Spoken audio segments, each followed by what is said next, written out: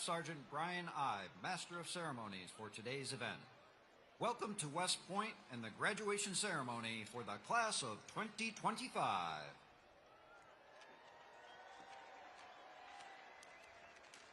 The soundtrack for today's ceremony is provided by the West Point Band, assembled on the field to your left. Established in 1817, the West Point Band's core mission is to educate, train, and inspire the Corps of Cadets through world-class music.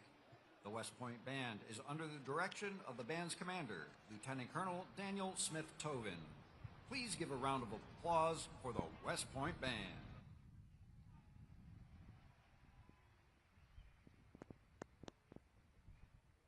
Before we commence today's ceremony, I have a few announcements that will help your understanding of proper courtesies for today's event.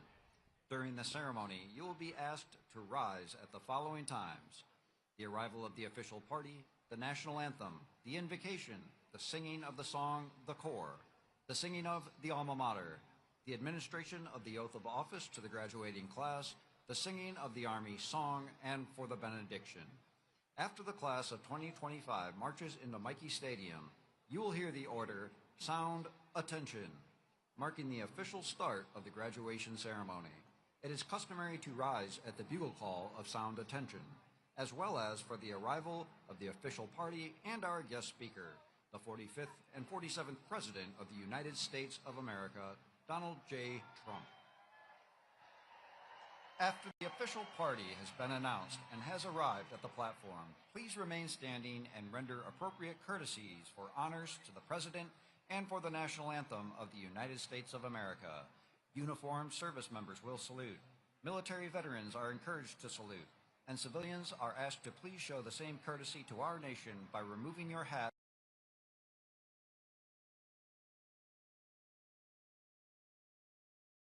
At its completion, we ask that you remain standing for the invocation. As a courtesy, please also rise when the President completes his address to the class of 2025 and remain standing for the President's departure. The Secretary of the Army will present diplomas to those cadets awarded summa cum laude designation, the class valedictorian, the cadet first captain, the class president, and the Army Athletic Association trophy winners. The remaining graduates will receive their diplomas alphabetically by company. Cadets in the 1st and 2nd Regiments will be seated on the north side of the stadium to your left. Cadets in the 3rd and 4th Regiments will be seated on the south side of the stadium to your right. After today's ceremony, the class of 2025 will participate in the time-honored tradition of the cadet hat toss. Once the distribution of diplomas to the graduating class begins, those wishing to participate in the hat toss may move to the screening point at the ramp located in the southwest corner of the stadium. Only children may participate in this ceremony, provided that they meet the following criteria. They must be 4 to 10 years old, between 42 inches and 54 inches tall, and accompanied by a parent or guardian who is 18 years or older. All participants must enter the screening point to participate in the hat toss. The child must be accompanied from the initial screening point to the completion of the hat toss. Parents or guardians and children may enter the staging area only after the child meets the criteria for participation. Parents must remain on the field in appropriate staging area for their child to participate. Parents are not authorized to collect a hat or accompany their child to the hat toss collection area. Participants will take all directives from the officers, non-commissioned officers, event staff, security personnel, and cadets directing the event. Children may only pick up one hat. Following the ceremony, shuttle bus transportation will be available from Michie Stadium to all major parking lots. The shuttle will run a continuous loop to these stops until approximately 6 p.m. For our ADA guests and those with limited mobility, transportation is available at Gate 7 outside the southwest corner of the stadium to F-Lot. Be courteous and cautious as you leave the stadium. Bartending ceremonies begin at 2 p.m. Finally, we want to ensure everyone has the opportunity to enjoy today's ceremony. As a courtesy, we ask that you remain considerate of those around you as you take pictures and video. We would also like to remind you that Michie Stadium is a non-smoking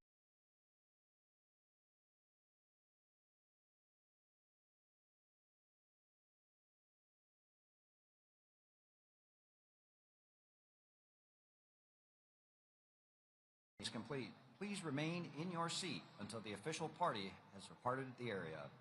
We appreciate your cooperation in this matter. Once again, ladies and gentlemen, welcome to Michie Stadium here at West Point.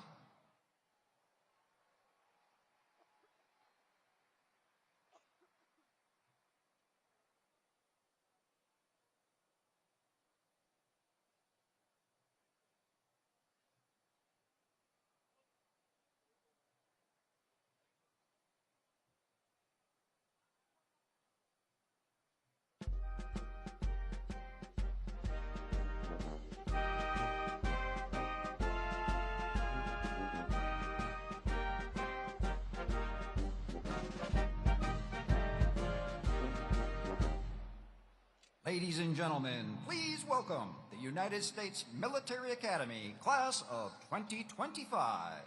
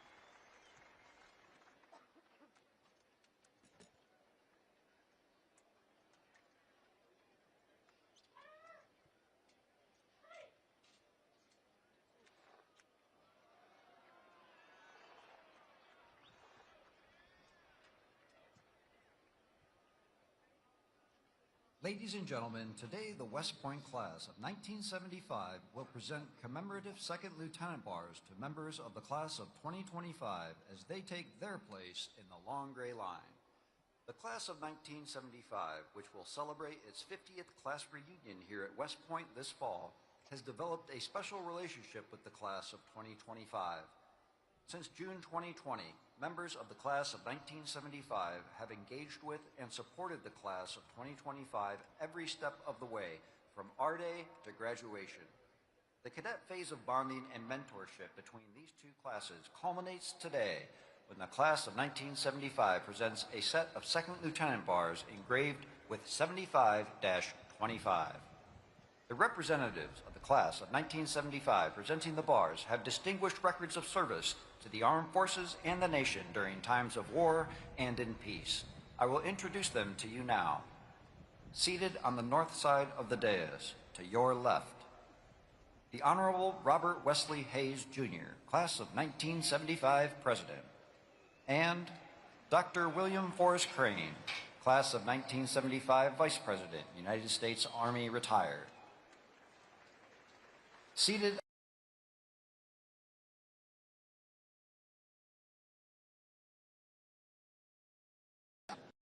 Mr. Timothy F. Shagru.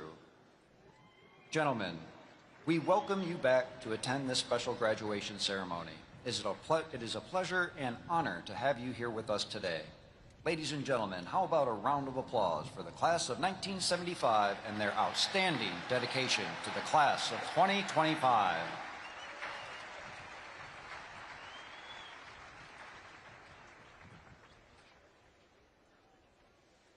Ladies and gentlemen, and members of the class of 25, just as the long gray line represents the connection of all graduates throughout the Academy's storied history, today's faculty processional recognizes the dedication and academic excellence of all United States Military Academy faculty, both past and present.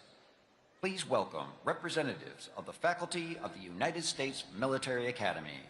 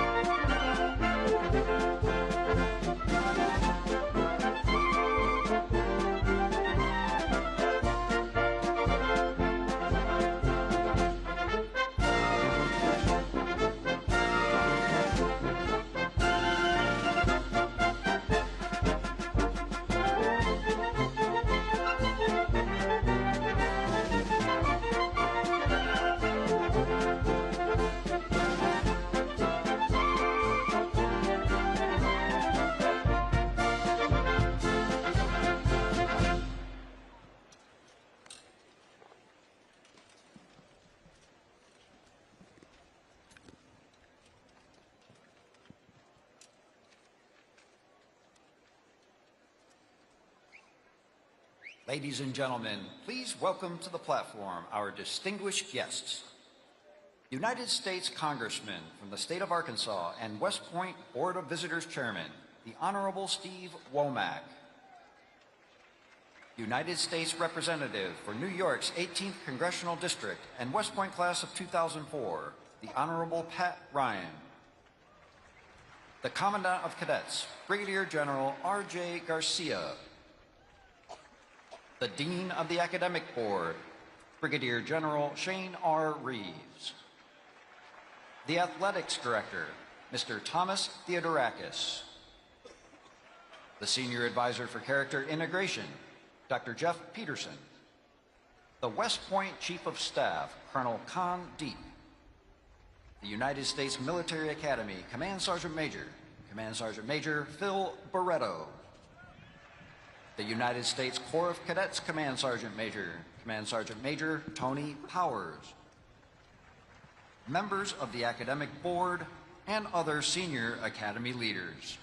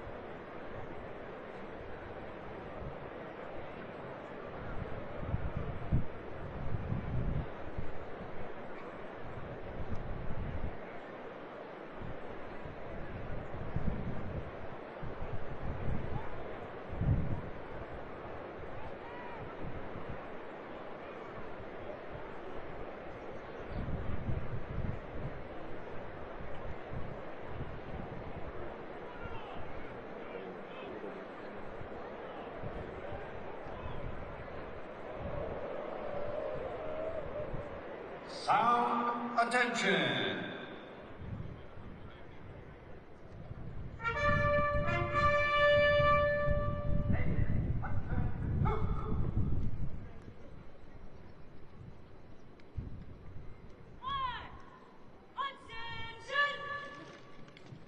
Ladies and gentlemen, please rise for the entrance of the official party.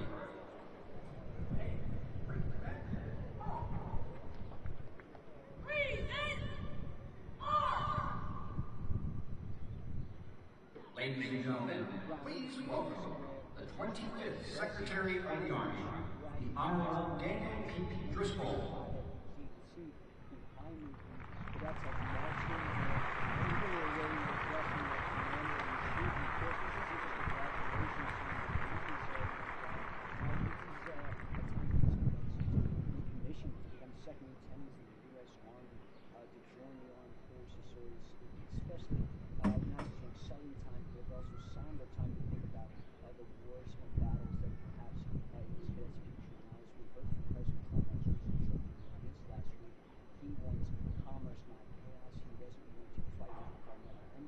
The 41st Chief of Staff of the Army, General Randy A. George.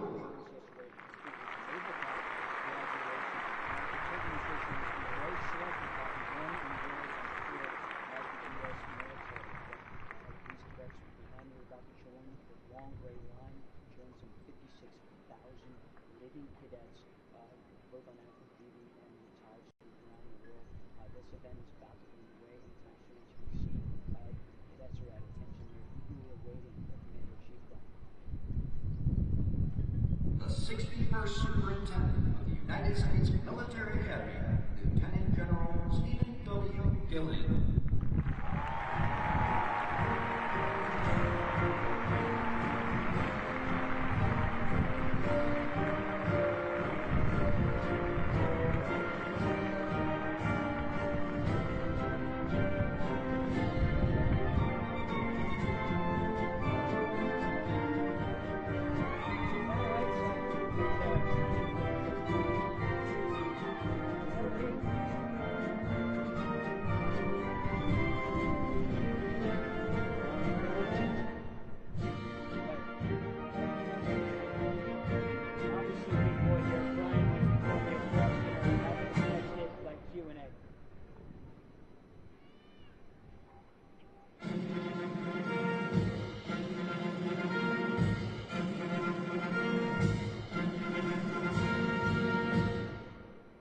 Ladies and gentlemen, the 45th and 47th President of the United States of America, Donald J.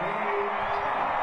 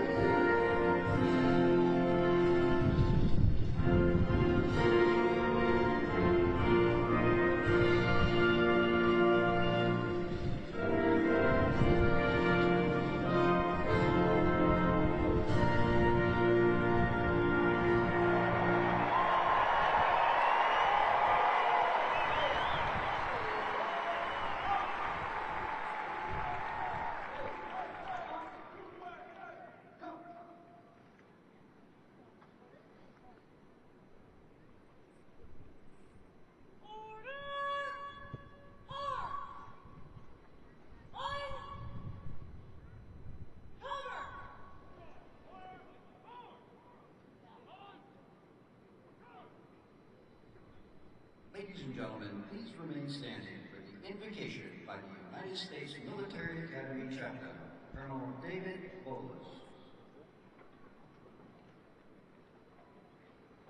I invite you to pray with me.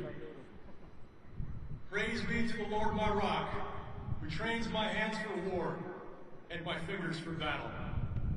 Almighty God, we are gathered here with hearts full of gratitude and pride as we witness the graduation of the West Point class of 2025. We thank you for bringing each graduate to this major milestone today. We thank you especially for your presence when they were pleased, under pressure, for providing patience as they learn to lead as yearlings, for their commitment and courage to affirm as cows, and for faithful friends who will finish together as firsties. Just as you have been faithful in the past, be their ever-present help in the future. Thank you for the teammates around them, the family and friends, instructors and sponsors, tax and trainers, mentors, and yes, even their tormentors, who stood with them over the last 4 years. Through them, you ensure these West Point graduates are prepared to lead America's sons and daughters in peacetime and in war. Bless the ceremony today with your presence. Bless our president as he leads and inspires us. And God bless the United States of America. In your holy name, I pray. Amen.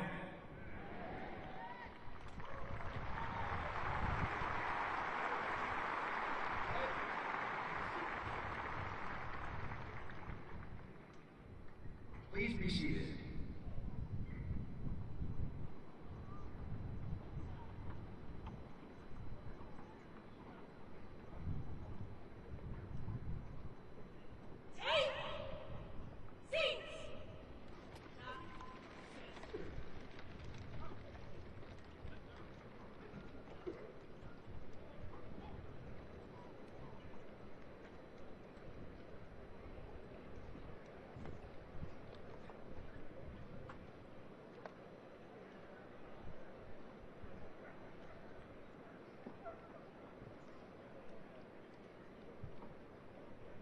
Please welcome the 61st Superintendent of the United States Military Academy, Lieutenant General Stephen W. Gillen.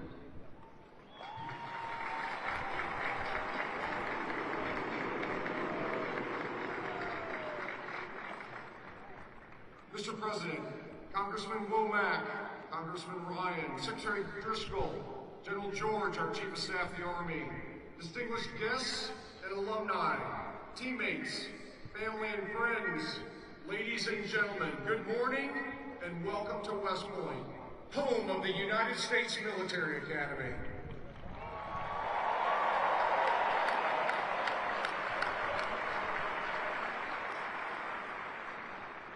We are tremendously honored to have you here today to celebrate the 1,002 outstanding cadets of the class of 2025 as they graduate and commission as the newest officers and leaders of character in your United States Army.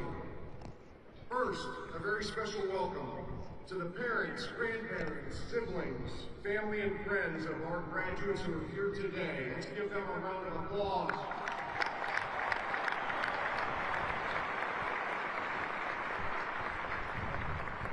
Thank you all for the love and support and encouragement that you've given your cadet along their journey at the United States Military Academy. I'd like to acknowledge the members of the 50-year affiliate class for our graduating class, the Courage and Drive class of 1975.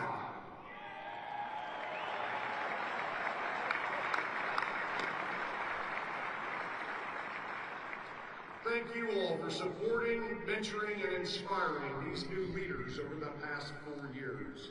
You are all wonderful exemplars of leadership, excellence, and selfless service.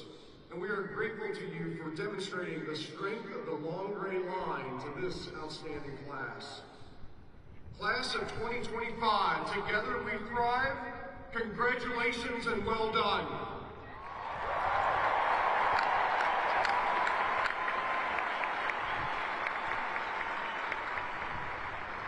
Today, your cadet experience at West Point may come to an end, but today really marks a milestone in your personal journey as you assume the mantle of leadership as officers in our Army.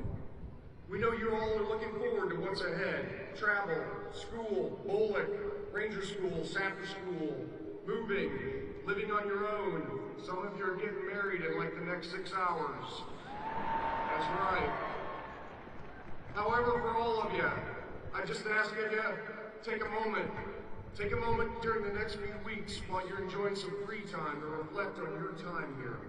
Think about all the opportunities and experiences that you've had and the challenges you've overcome on the road to becoming a leader of character. Think about the hard work, some blood, a lot of sweat, as well as the grit, toughness, determination, and the continual pursuit of excellence.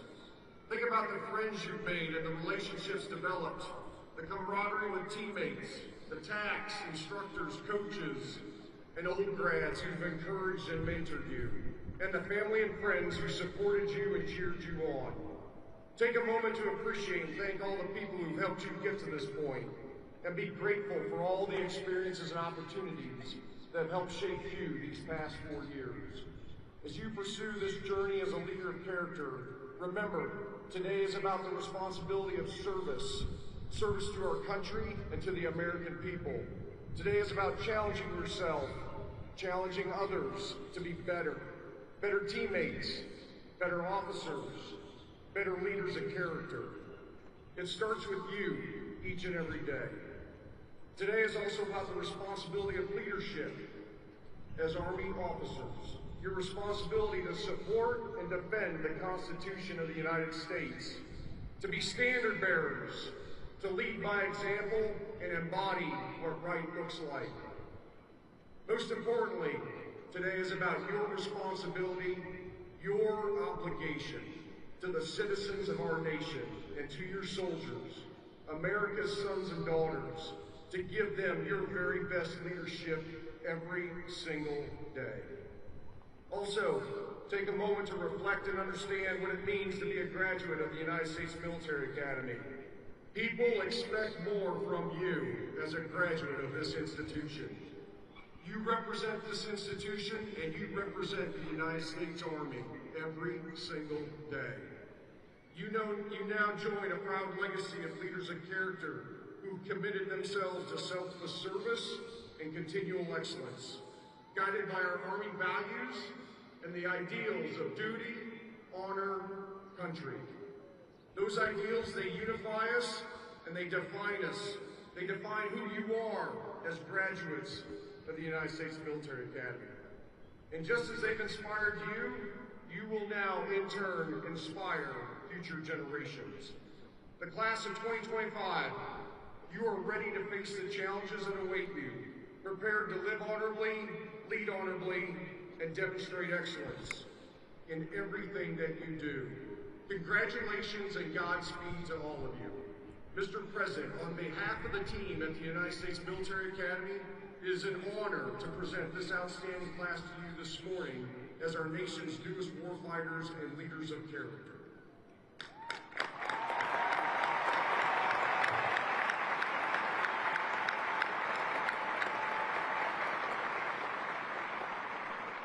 Ladies and gentlemen, it is my honor to introduce this morning's commencement speaker, the 45th and 47th President of the United States, President Donald J. Trump.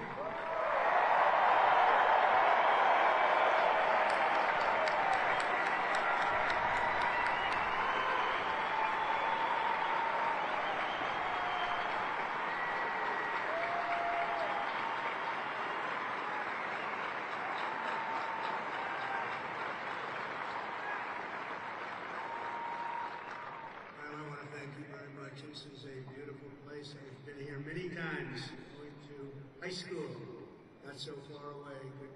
A good place, also a military academy. Not quite of this distinction, but it was a lot of fun for me. And I just want to say hello, cadets, and on behalf of our entire nation, let me begin by saying congratulations to the West Point class of 2025. You are winners, every single one of you.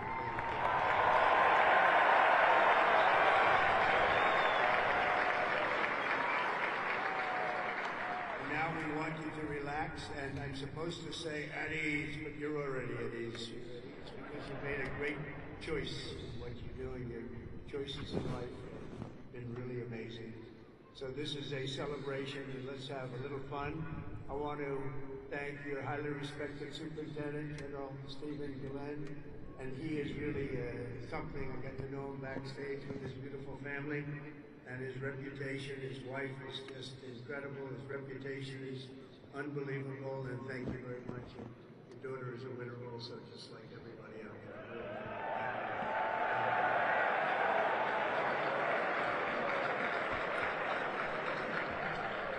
I also want to thank you, Commandant General R.J. Garcia, Secretary of the Army Dan Driscoll, Army Chief of Staff General Randy George, Senator Ashley Moody, Representatives Steve Womack, Bill Heisinger, Pat Ryan, Mark Green, Heath Self, Acting U.S. Attorney Alina Haba, and very much just all of the friends. We have a lot of friends in the audience today, and I just want to thank them all for being here. We have a tremendous amount of my friends. They wanted to come up and they wanted to watch the ceremony, and they wanted to watch you much more so than me.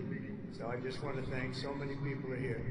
Over the past 4 years, an extraordinary group of professors, teachers, coaches, leaders, and warriors have transformed this class of cadets into an exceptional group of scholars and soldiers. And so let's give the entire group, the entire West Point faculty, the staff, for their incredible love of you and outstanding devotion to the Corps. Let's give them a little hand.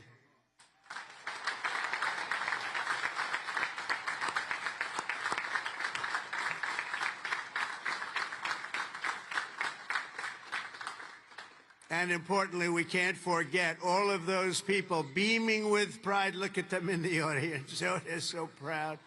They're in the stands. So thank your parents, your grandparents, and family members who made this all possible for you. Thank you.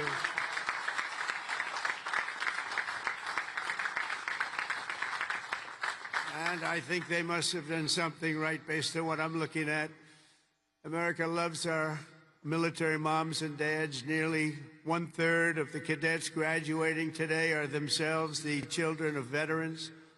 So to everyone with us this morning who served America in uniform, no matter your age, please stand so we can salute your service. We'd like to see who you are.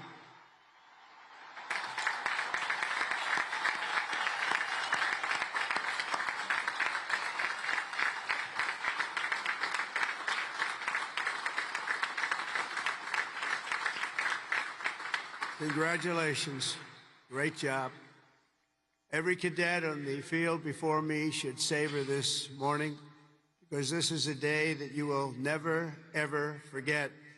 In a few moments, you'll become graduates of the most elite and storied military academy in human history, and you will become officers in the greatest and most powerful army the world has ever known.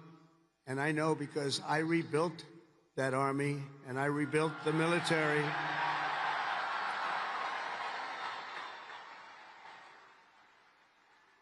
And we rebuilt it like nobody has ever rebuilt it before in my first term.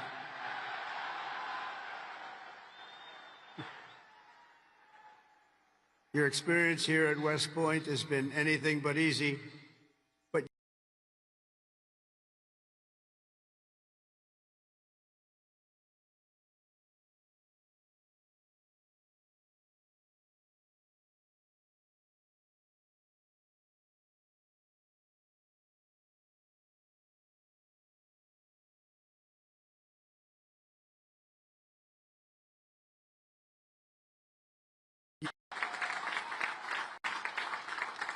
Looking out at all of you today, I can proudly say, mission accomplished. Great job.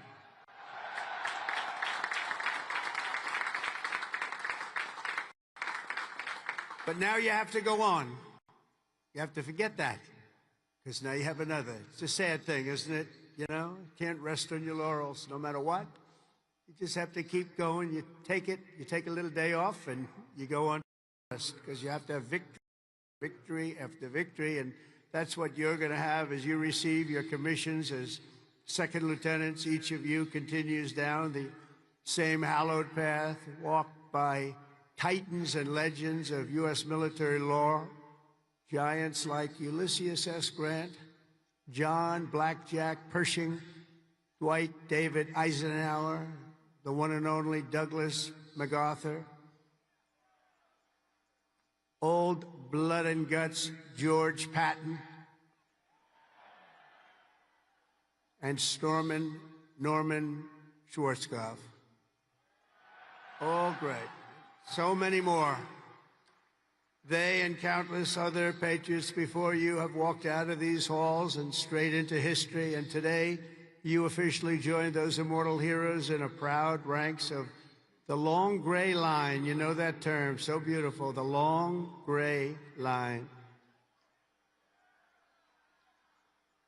Among the 1,000 cadets graduating today, 26 of you wear the prestigious star wreath signifying the highest level of academic achievement.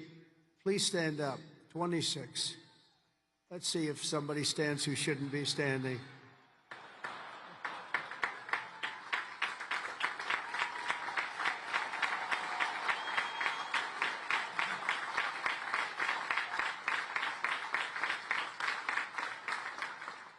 Congratulations, that's a big honor. This class includes an incredible 4 Rhodes Scholars. Stand up, please. 4.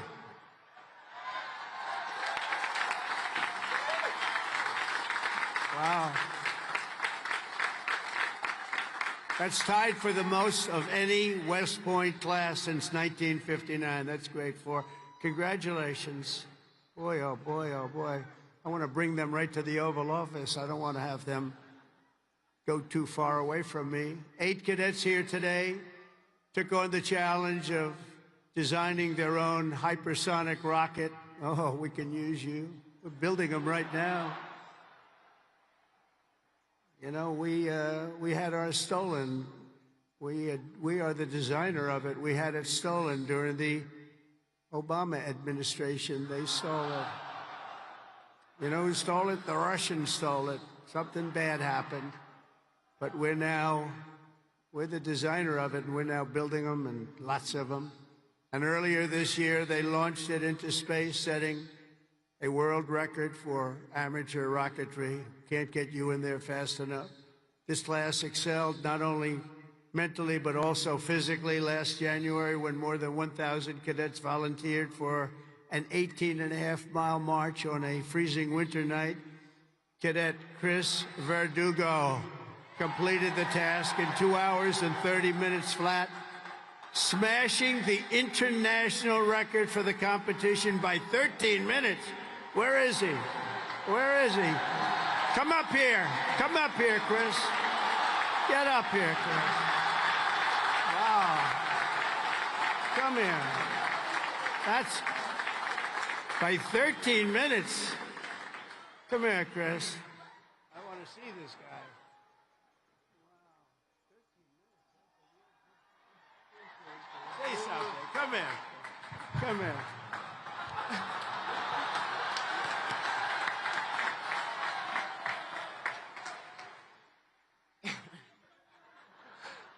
It's been a long 5 years, but I couldn't have done it with any of these guys. Love you guys all. Thank you.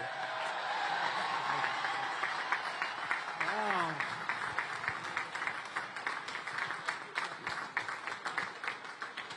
That's great. Keep it going, Chris. That really is a definition of Army strong, isn't it? International. International. This class includes 513 graduates who completed Air Assault School, 70 who completed Airborne School, 8 who made it through the ultra-elite Army Diver School, among the most difficult and grueling programs anywhere on Earth. That includes the first 2 women in West Point history to complete diver school, cadets Megan Cooper and Clara Sabu. Where are you? Stand up.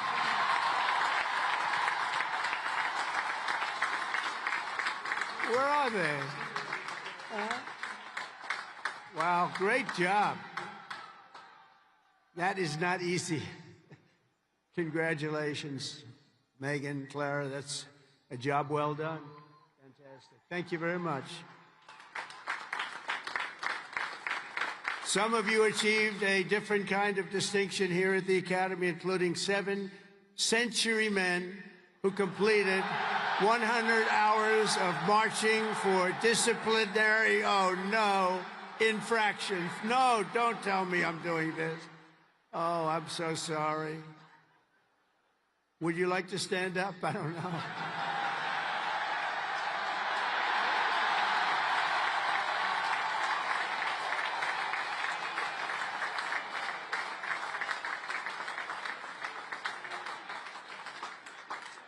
I think I saw Chris standing up. Chris, what's going on here? Well, you had one good, one not so good, right, Chris? Can't believe Chris is standing up. But we want everyone to leave here today, Chris, so you're going to be okay, because I'm going to do something with a clean slate. So in keeping with tradition, I hereby pardon all cadets on restriction for minor conduct offenses effective immediately, so you're all okay. You're all okay.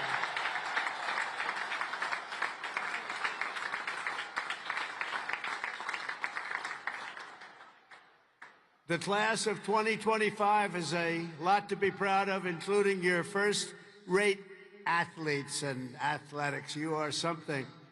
I've been watching, too. I love the sports stuff. What you've done is pretty amazing. Last year, for the first time ever, Army lacrosse became the #1 ranked men's lacrosse team in the entire country.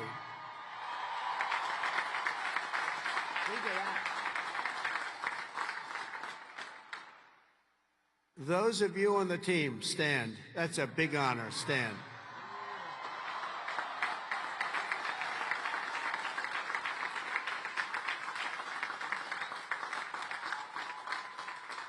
Great. That's a tough sport, too. That's #1 in the country. Your sophomore year, Army football beat Navy 2017. And the next year, you did it again, beating Navy 17-11 and dominating Air Force 23-3. But this year, the Black Knights fought your way into the top 20 nationally and racked up your longest winning streak since 1949 with the help of graduating quarterback cadet Bryson Daly, or as you call him, Captain America. Captain America. Stand up, Bryson. Where's Bryson? We got to get him up here, right? Come on, Bryson. Come on. Man, oh, man. I heard well, I came to a game and I said, yeah, he can get into the NFL, can he? But he chose this life. And you know what? I think he made a good choice. Come on up here, Bryson. Come on up. Wow.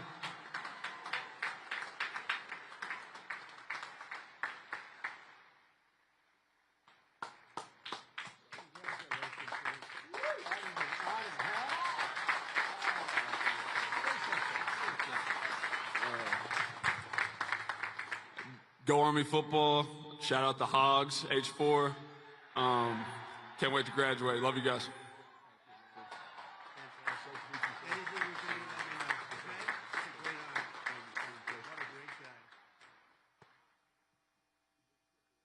I just tapped his shoulders like I hit a piece of steel.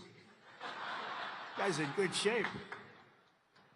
There's a reason, you know? There's always a reason for success. Thank you, Bryson. At a time when other top college quarterbacks were thinking about going pro, Bryson's mind was on something else. As he told an interviewer earlier this year, I'm focused on my career as an infantry officer. That's what he wants to do. So, Bryson, you did the right thing, and that's service at its finest. Thanks, Bryson. That's amazing. He's an amazing guy with an amazing team. Each of you on the field today is among the most talented members of your generation. You could have done anything you wanted. You could have gone anywhere. You could have gone to any school. This is one of the hardest schools to get into. And writing your own ticket to top jobs on Wall Street or Silicon Valley wouldn't be bad, but I think what you're doing is better. Instead of sports teams and spreadsheets and software, you chose a life of service, very important service, instead of stock options. And I do that stuff. It's sort of boring. Honestly, compared to what you're doing, it's real boring. You chose honor and you chose sacrifice. And instead of business suits and dress shoes, you chose muddy boots and fatigues, keeping yourself in shape. Because West Point cadets don't just have the brightest minds, you also have the bravest hearts and the noblest souls. You're amazing people. I could not be more proud to serve you as your commander-in-chief, and our country is doing well. We've turned it around very quickly. We've turned it around.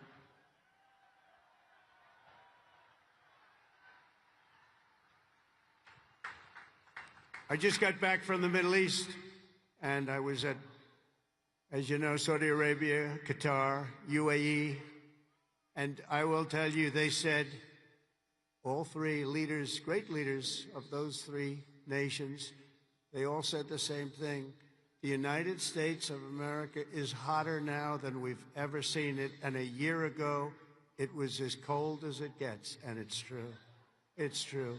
We have the hottest country in the world, and the whole world is talking about it, and that's an honor for all of us. I cannot wait to see the glory that is still ahead, however, for the West Point class of 2025, and we're going to help you a lot because we're going to give you a nation as good or better than it ever was. That's what I promise you.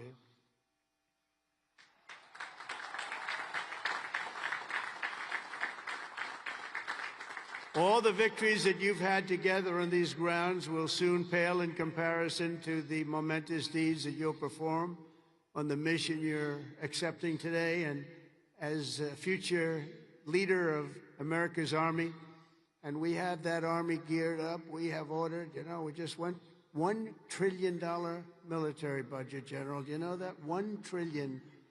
Some people say, could you cut it back? I said, I'm not cutting 10 cents. There's another thing we can cut. We can cut plenty of others. Right, Dan? We can cut plenty of other things. And you have a good man in Dan, too, General. I think you're going to find that. It's a very different warfare out there today. Now they've introduced a thing called drone. A drone is a little bit different. It makes you have to go back and learn a whole new form of warfare, and you're going to do it better than anybody else. There won't be anybody close. Generation after generation, the men and women of the Army have done whatever it takes to defend our flag, pouring out their blood onto the fields of battle all over the world. And all over the world, you're respected like nobody is respected. Our soldiers have sprinted through storms of bullets, clouds of shrapnel, slogged through miles of dirt and oceans of sand, scaled towering cliffs of jagged rock, and time again, the American soldier has charged into the fires of hell and sent the devil racing in full retreat.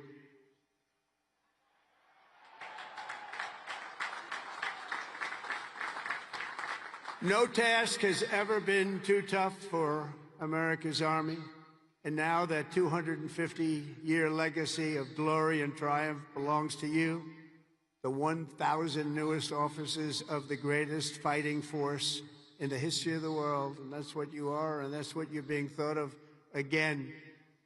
You are the first West Point graduates of the golden age of America. This is the golden age, I tell you. Promise. We're in a new age. This is the golden age.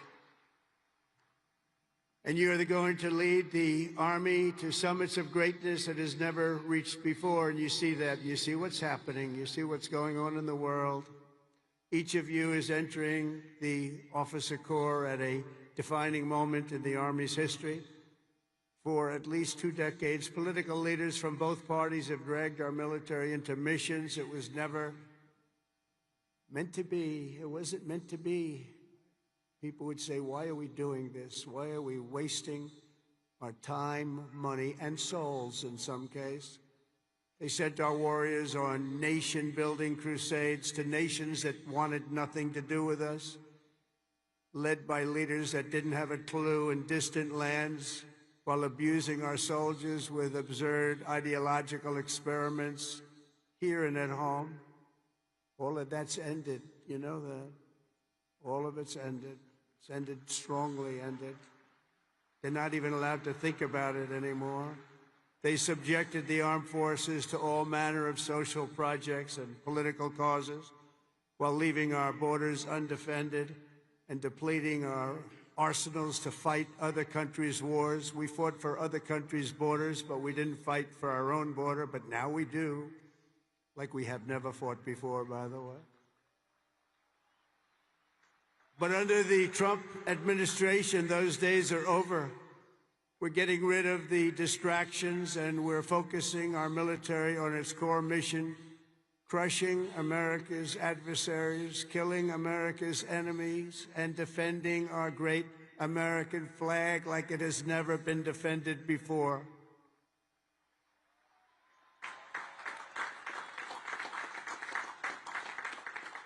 The job of the U.S. Armed Forces is not to host drag shows, to transform foreign cultures, or to spread democracy to everybody around the world at the point of a gun. The military's job is to dominate any foe and annihilate any threat to America, anywhere, anytime, and any place.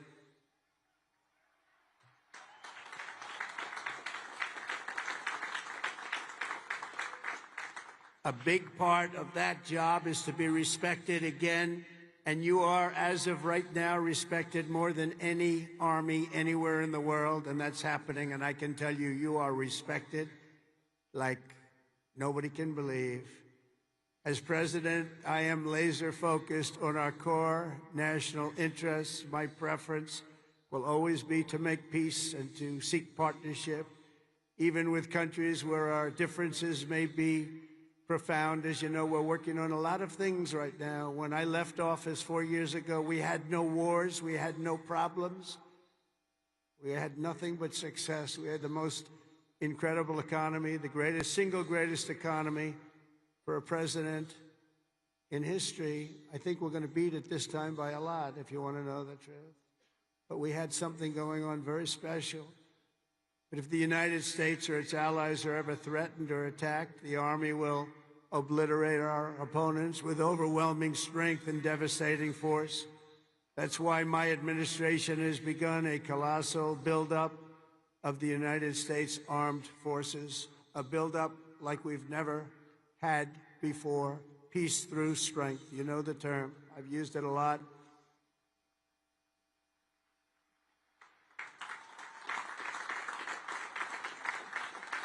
Because as much as you want to fight, I'd rather do it without having to fight. I just want to look at them and have them fold. And that's happening. That's happening.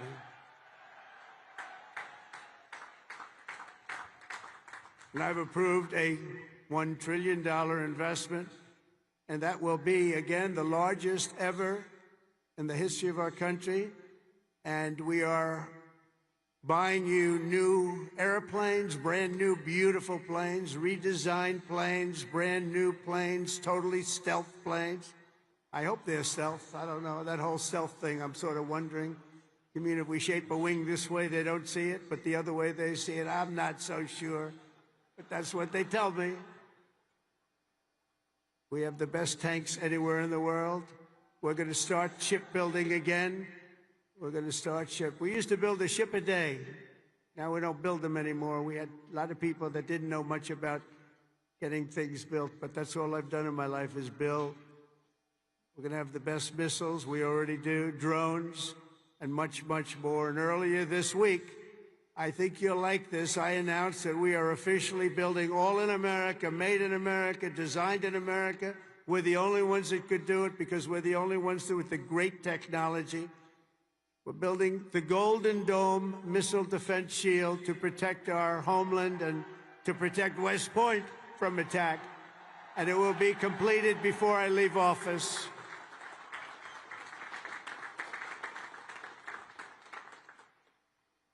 And you know, you wouldn't think this, but our enemies are very unhappy about it. You've been hearing, you've been reading. Why are they doing that? Why? Well, we're doing it because we want to be around for a long time. That's why we're doing it. We're also restoring the fundamental principle that a central purpose of our military is to protect our own borders from invasion. Our country was invaded for the last 4 years, and they've allowed people to come into our country that shouldn't be here. Criminals walk in, no vetting, no check-in, no nothing. Where are they coming from?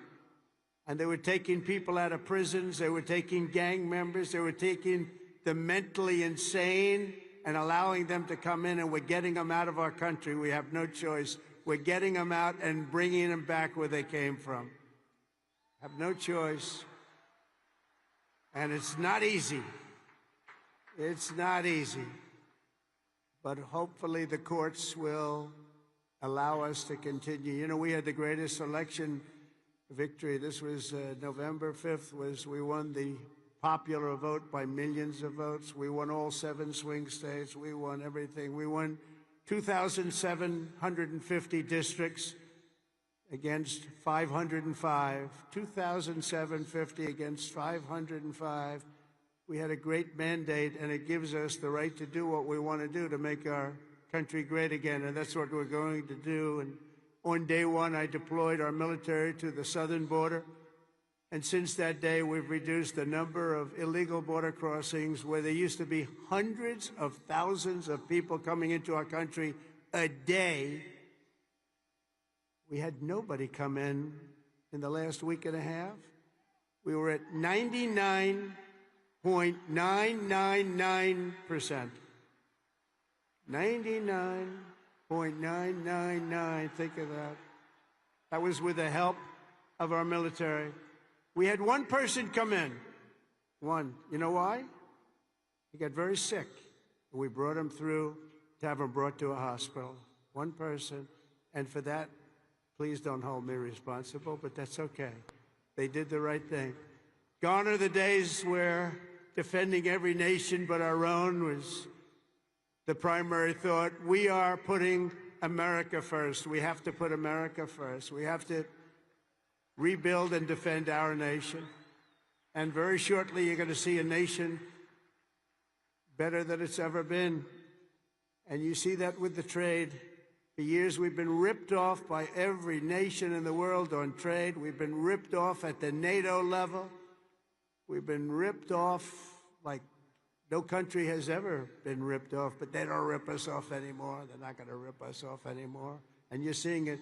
You have to watch what we're doing on trade. I know it's not your primary thing, but it's quite important in all fairness. But watch. You'll see what's going on. You've been reading about it over the last few days. We're making deals with other nations that were nobody thought it would be even possible. And the reason is very simple. They respect us again. They're respecting our country again. That's what you want. And everything we do, we are bringing common sense back to America. It's all about common sense. We can say we're liberal, we're conservative. The new word is progressive. They don't like using the word liberal anymore. That's why I call them liberal. But whatever you are, you know, most importantly, you have to have common sense, because most of it's about common sense when you get right down to it.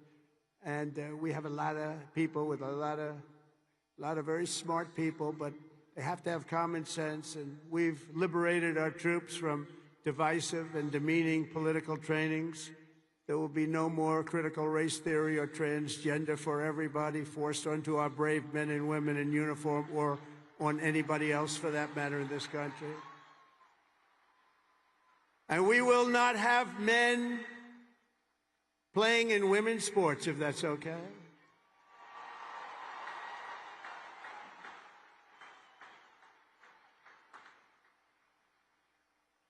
I mean, I wouldn't want to have to tackle, as an example, Bryson as a man.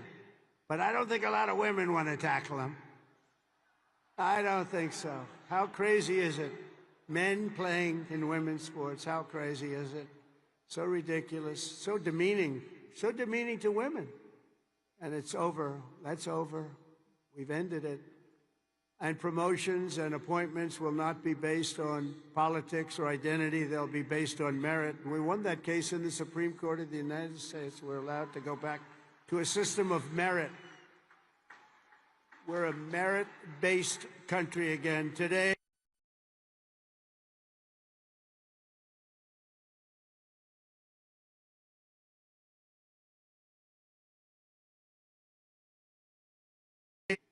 recruiting shortfalls. And just last year was the worst of all, the last year of the Biden administration.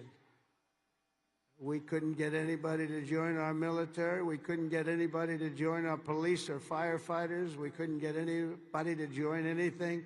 And right now, just less than a year later, we just set a brand new peacetime recruiting record.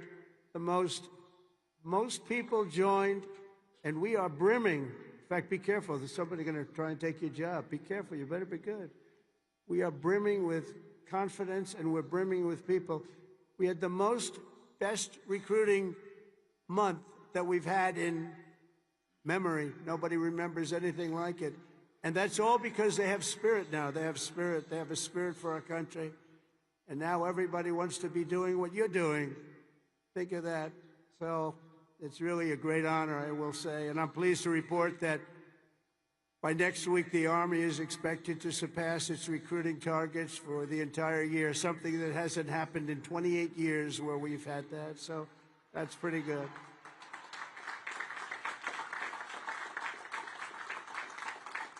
And it's nice to know that you're doing something that everybody wants to do, isn't it? Really nice.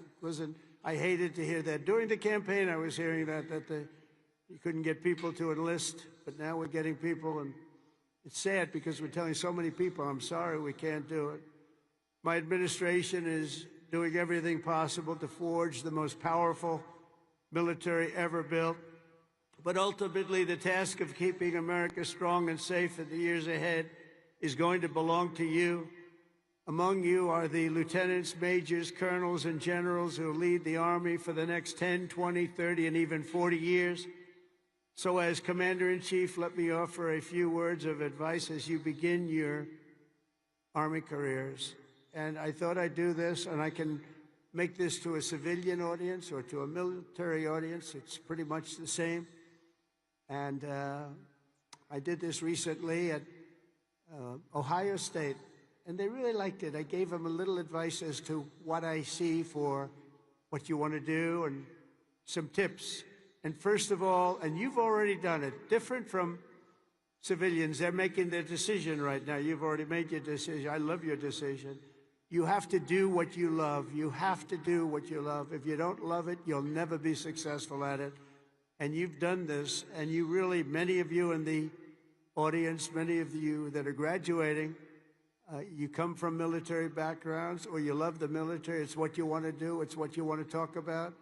One thing I see about people that love the military, that's all they want to talk about.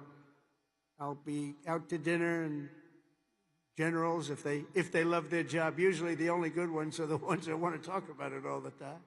But if they talk, that's what they want to talk about. I really, very rarely see somebody who's successful that doesn't love what he or she does. You have to love what you do. In your case, the military is what you chose, and I'll tell you what, you cannot go wrong. You're going to see it too. You're going to love it more and more with time. You know, I work all the time. That's all I do is I work, whether it's politically or before that. I was a very good businessman, in case you haven't heard, really good. But I was good because I loved it. I loved it. I learned from my father a little bit. My father was a happy guy, and all he did was work. He'd work Saturdays, Sundays. He'd work all the time, and he was a happy guy. He just loved life. And I learned that. I say, you know, it makes him happy. I've seen other people that never work, and they're not happy. But you got to love it. Otherwise, you won't be successful. In the Army, there are a lot of different paths you can take. So follow your instincts and make sure that you take the path that you love, that you're doing something that you love within your military. You will be happier, and the Army will be far stronger for it. Second is to think big. always think big. If you're going to do something, you might as well think big, do it big, because it's just as tough, and sometimes it's a lot easier thinking big than doing a small task that's more difficult. One of your greatest graduates, General Eisenhower, used to say, whenever I run into a problem that I can't solve, I always like to make it bigger to solve it and solve more of it. If you're going to solve a problem, it might as well be a big problem as opposed to a small problem that lots of people can take advantage of and solve. So you can achieve something really amazing. Think big. Third, though, you got to do this. Brain power you have to have. Potential you have to have. But to be really successful, you're always going to have to work hard. An example is a great athlete, Gary Player, great golfer. He wasn't as big as the other men that were playing against him, great, big, strong guys. Gary was a smaller guy. I don't want to say too small. He's a friend of mine. He gets a little angry at people because he hits the ball just as far. He said, I hit the ball further than them. Why am I small? But he worked very, very hard. He was always doing exercise. He was well ahead of his time.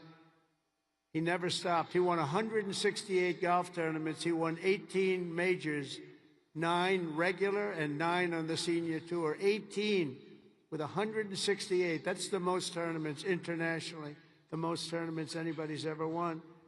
But he made a statement years ago, and I heard it. He's the first one. I think I've heard it a couple of times since, but he was the first. He said, it's funny.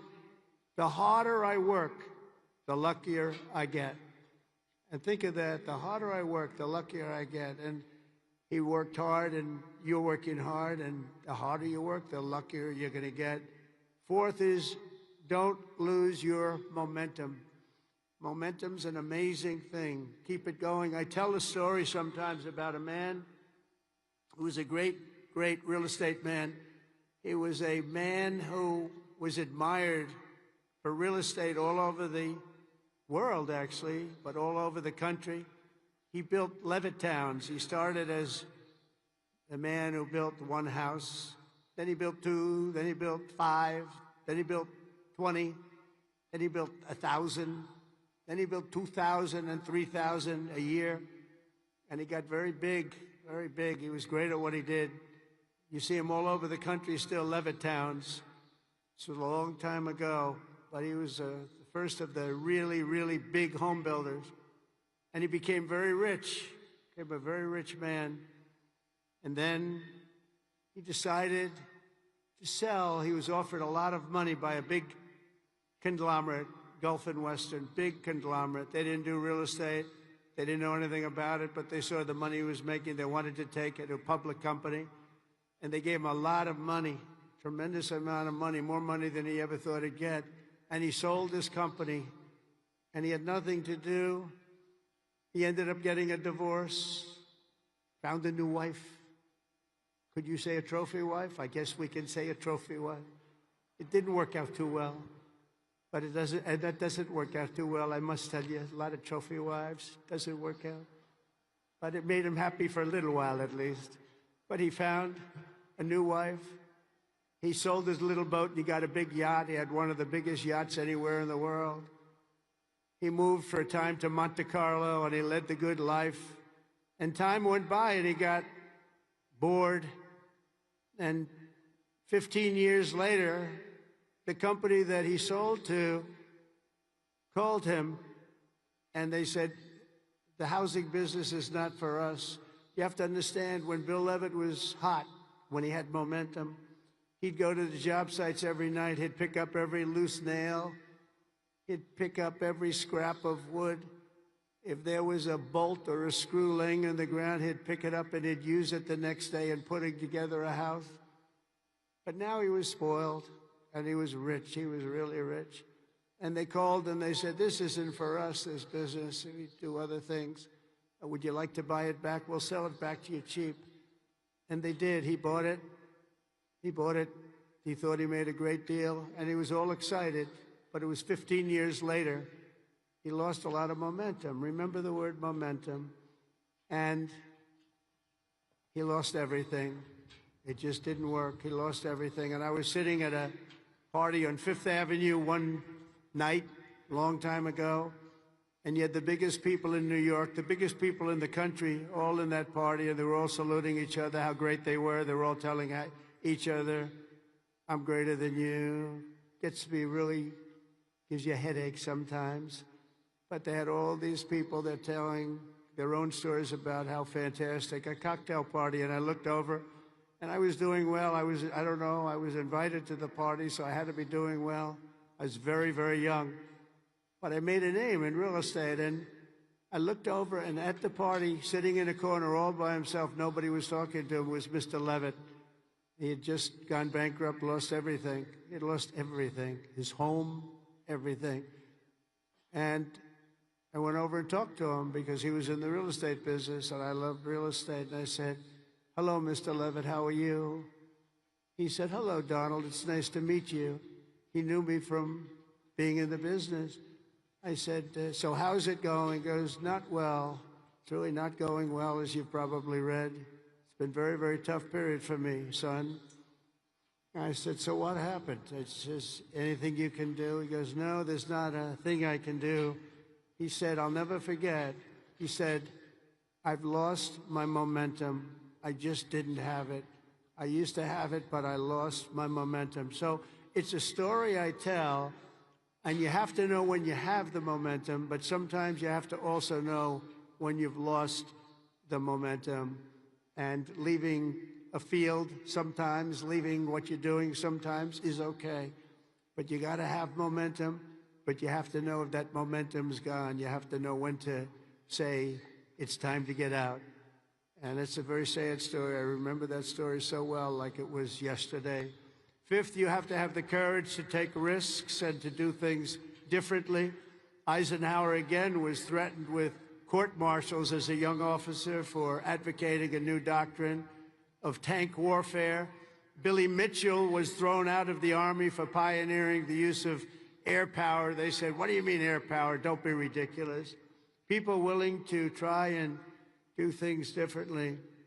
It's never going to be easy for them, but they're the ones that are going to really do the important things. They're the ones who are going to make history. So don't be ashamed and don't be afraid. This is a time of incredible change, and we do not need an officer corps of careerists and yes men and people that want to keep it going the way it's been, because it changes rapidly, especially what you're doing. Because believe it or not, you're in a business and profession where things change as rapidly like warfare, the type of warfare. Unfortunately, we're getting to see it with Russia and Ukraine, and we're studying it, and it's a very terrible thing to study, but we're seeing the different forms of warfare. We're seeing the drones that are coming down at angles and with speed and with precision. We've never seen anything like it. We've never seen anything like it, and we're learning from it. But your profession changes very rapidly. You've got to be at the top of it. You've got to be right at the head of the needle. We need patriots with guts and vision and backbone who take personal risks to ensure that America wins every single time. We want to win our battles. You know, I defeated ISIS in 3 weeks. They told me it would take 5 years. And the general that did it, you know that story, was named Raisin Cane. His name is Dan Cane, but his nickname was Raisin Cane. I said, your name is Raisin Cane. I love that. Is that a nickname? That's what they call me, sir. I love you, General. I think you're the guy I'm looking for. I want to know a guy named Raisin Cane, and he is now the head of the Joint Chiefs of Staff, and he's a highly respected man. And we defeated, think of it, ISIS. They said, how long in Washington? Sir, it will take 4 years to defeat them, maybe 5. And maybe we won't, because they're all over the place. And then I met a man that said we can do it in 3 weeks, and he did it, 3 weeks. And that's why he's the head of the Joint Chiefs of Staff right now. And we did things that nobody thought were possible. We've had great military success. When you have the right leader and you have the right people, and we have the right people, you're going to have tremendous success. 6th, never lose your faith in America and the American people, because they're always going to be there for you. I went through a very tough time with some very radicalized, sick people. And I say I was investigated more than the great, late Alphonse Capone. Alphonse Capone was a monster. He was a very hardened criminal. I went through more investigations than Alphonse Capone, and now I'm talking to you as president. Can you believe this? Can you believe it? So you got to fight hard. You got to never give up, and don't let bad people take you down. You got to let them. You got to take them down. Got a lot of bad people out there, and those people you have to figure it out. But you also have a lot of great people. Finally, hold on to your culture and your traditions, because that's what makes something really great, and that's what's made the Army great, the culture and the tradition. Whether we're talking about a battalion, a business, a sports team, or even a nation, history has shown that in many ways culture is destiny. So do not let anyone destroy the culture of winning. You have to win. Winning is a beautiful thing. Losing, not for us. It's not for us. Not for anybody here. If it was, you wouldn't be here. From the earliest days of our nation, this supreme tradition of American military service has been passed down from soldier to soldier and generation to generation, and it's a beautiful thing to watch. Graduating today is Cadet Ricky McMahon, Ricky's great-grandfather. Stand up wherever you are, Ricky, because you're going to like this. Ricky's great-grandfather served in World War I. His grandfather served in World War II. And his uncle, father, and mother all graduated from West Point. Where is Ricky?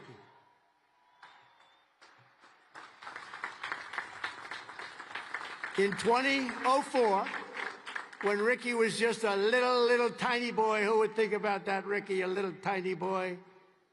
His dad, Lieutenant Colonel Michael McMahon, made the ultimate sacrifice for our nation in Afghanistan. Today, Lieutenant Colonel McMahon rests not far from here in the West Point Cemetery.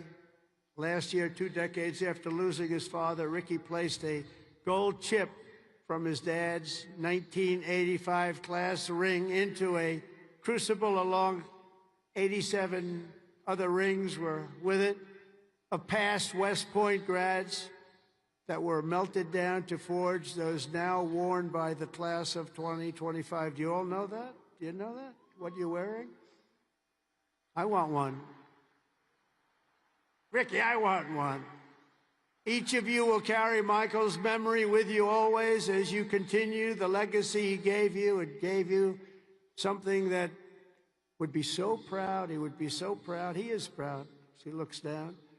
To Ricky and his mom, Jeanette, you embody what this place is all about. And I know Michael, he's up there. He's smiling broadly, so proud. He's so proud of you today. You know that.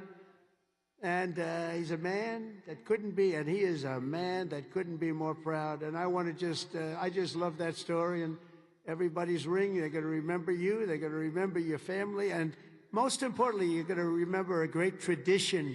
It's a great tradition of West Point and of winners. Thank you very much. It's great to meet you. Thank you. You can sit down. You want to come up? If you want to come up, come up. Come on up. Come on up here. That's nice.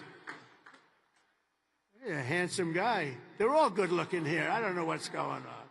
The whole crowd is beautiful. Thank you very much.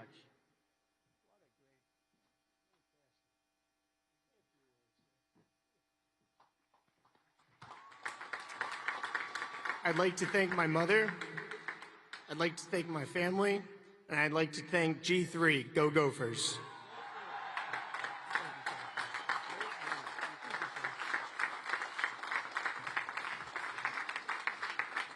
These are good-looking people, I'll tell you, General. What's going on over here? Look like all a bunch of male models. I can't stand it.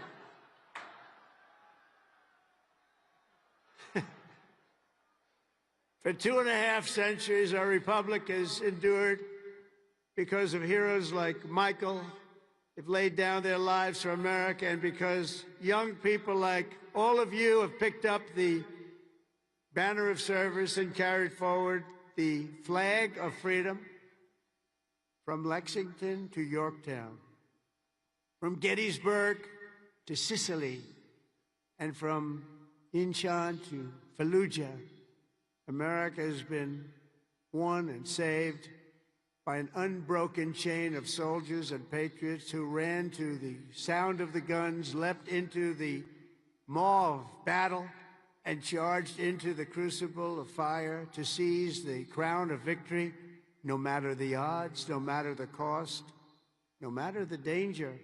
All over the world, our soldiers have made sacred the ground where they shed their blood and showed their valor.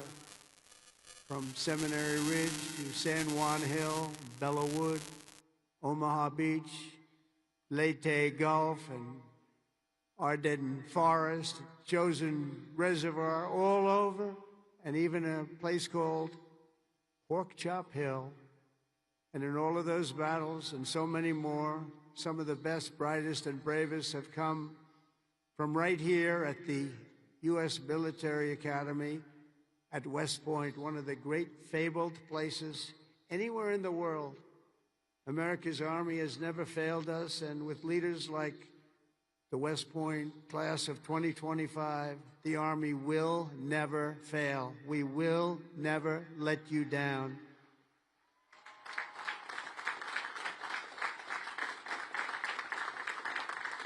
And over the last week, I had the honor of speaking to the heads of many countries, and they would say, 2 weeks ago, they say the 8th, they said, "Sir, we're celebrating the victory today of World War II." And I said, "Wow, that's nice." Then I'd call another one, unrelated. "Sir, we're celebrating the victory of World War II." Then I called up President of France on something also unrelated. He said, "Sir, we're celebrating our victory over World War II." I said, "Whoa, whoa, what have we here?" We helped them a lot. And I had this. Russia, I talked to Putin about ending that terrible war that's going on, and he said they're having a big victory march. And they did lose, in all fairness, 51 million people. But they were all celebrating. The only country that wasn't celebrating was the United States of America. And I said, "Isn't it amazing? We were the ones that won the war, and we were helped. We were helped. In some cases, we had to help them. But we were helped by some of the nations, and we were strongly helped by a couple of them. But every one of them was celebrated. They had Victory Day. They called it Victory Day in Europe, Victory Day all over. And we weren't even thought about. Nobody had a Victory Day. And so I named that special day and another special day from now on as a holiday, but a holiday where we work, because we don't have enough days. We're going to be having so many holidays, we're not going to be able to work anymore. But I named it for World War II, and a separate day in November, as you know, for World War I. I said, you know, all of these countries that participated in the war are celebrating, but the greatest country of them all, and the country that won the war, nobody even talked about. And so we're going to be talking about it, too, from now on. And I think you'll appreciate it. We won the First World War. We won the Second World War. And you know where we won them from? Right here at West Point. West Point won the war. You won 2 world wars and plenty of other things. But think of it. We don't want to have a 3rd World War. But we won the First World War. We won the Second World War right here from West Point. And that's something. And we're going to be talking about it. You know, they can talk about it. And in some cases, as you know, they didn't do too much to help. They were ground down, but they were celebrating victory. No, we're going to celebrate victory because we're the ones that won that war. Standing before you today, I know that you will never stop You will never quit. You will never yield. You will never tire. You will never, ever, ever surrender. Never give up. Remember that. Never give up. That's another little factor I could have added. Never, ever give up. Raise your right hand. I pledge I will never, ever give up. You can never give up. You can never give up. If you do, you're not going to be successful because you'll go through things that will be bad. You're going to have great moments. You're going to have bad moments. You can never give up. Through every challenge and every battle, you'll stand strong. You'll work hard. You'll stay tough. And you will fight, fight, fight, and win, win, win.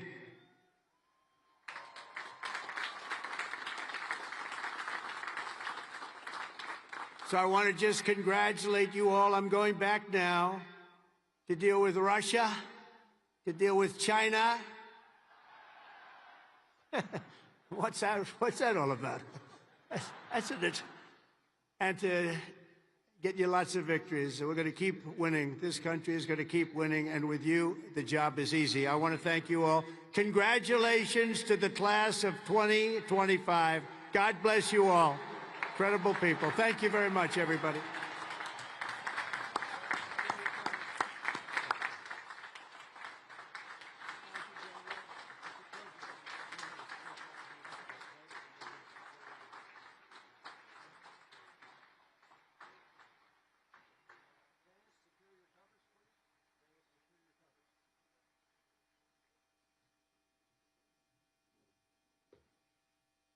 Ladies and gentlemen, at this time, please remain standing for the presentation of the class gift. The class president, Cadet Catherine LaRue, will present a panoramic photo of the class of 2025 to the president. On behalf of the class of 2025, I would like to present you with this class photo as a token of appreciation for your inspiring words today. Thank you, sir. Beautiful. Thank you very much.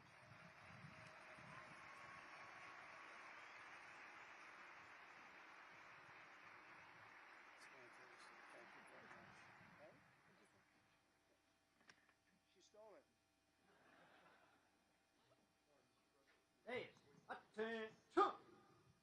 Hey, three, cut. Hey, present, on. Class, attention,